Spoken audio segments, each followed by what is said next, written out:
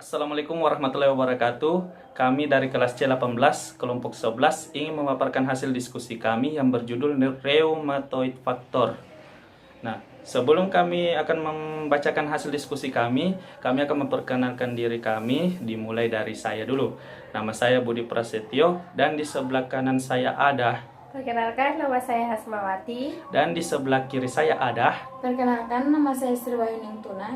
Nah, itulah tadi hasil dari perkenalan kami. Selanjutnya kami akan memaparkan diskusi kami yang akan dibacakan oleh anggota kami bernama Hasmawati. Baik, kemudian kita masuk kepada definisi rheumatoid factor. Rheumatoid factor adalah imunoglobulin yang bereaksi dengan molekul IgG. IgG di sini merupakan jenis antibodi yang terdapat dalam darah dan cairan tubuh lainnya. Antibodi ini melindungi dari infeksi. Kemudian kita masuk kepada persiapan pasien. Persiapan pasien dimulai pada saat dokter merencanakan pemeriksaan laboratorium bagi pasien. Ada beberapa sumber kesalahan yang kurang terkontrol dari proses analitik yang dapat mempengaruhi keadaan penguji laboratorium. Tapi yang hampir tidak dapat diidentifikasi oleh staf laboratorium ini terutama mencakup variabel fisik pasien seperti latihan fisik, puasa, diet, stres, dan efek posisi, menstruasi, kehamilan, gaya hidup. Dalam gaya hidup tercapai seandainya mengonsumsi alkohol, rokok, kopi, obat adiktif. Usia, jenis kelamin, variasi daurna, pasca transfusi, pasca donasi, pasca operasi, dan ketinggian. Karena variabel tertentu memiliki pengaruh kuat terhadap beberapa biokimia dan hematologi, maka gaya hidup individu, ritme biologis pasien harus selalu dipertimbangkan sebelum pengambilan sampel. Oke, sekian dari saya pematerian yang tadi. Selanjutnya akan dilanjutkan oleh teman saya yang bernama Sri Wahyuning Tuna. Masuk pada pemilihan lokasi pengambilan spesimen. Darah bisa diambil pada darah vena, umumnya diambil dari vena lengan mediana cubiti, mediana cepalis, atau vena basilis. Bisa juga diambil pada darah arteri, umumnya diambil dari darah arteri radialis, pergelangan tangan, brachialis, lengan, atau arteri femoralis, lipat paha. Waktu pengambilan idealnya pada pagi hari. Masuk pada analitik, prosedur metode 1 pengenceran. Reagen dengan contoh serum harus mencapai suhu ruangan terlebih dahulu. Campur perlahan reagen latex, RF, kosongkan isi dropper, kemudian isi kembali. Kemudian masukkan 1 tetes ke dalam glass side, tambahkan 1 tetes disposable ke dalam glass side. Campur keduanya dengan ujung pipet yang terbentuk sendok. Rotasikan selama 3 menit untuk mengamati pengelompokan makroskopik dengan menggunakan pecahan miring yang tidak langsung. Masing-masing kontrol negatif dan positif harus dikerjakan sesuai dengan seri dari serum tes.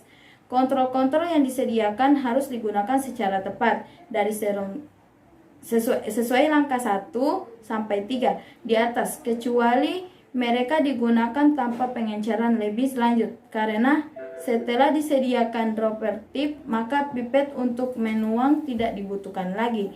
Bandingkan reaksi dari serum tes terhadap RF positif dan serum kontrol negatif.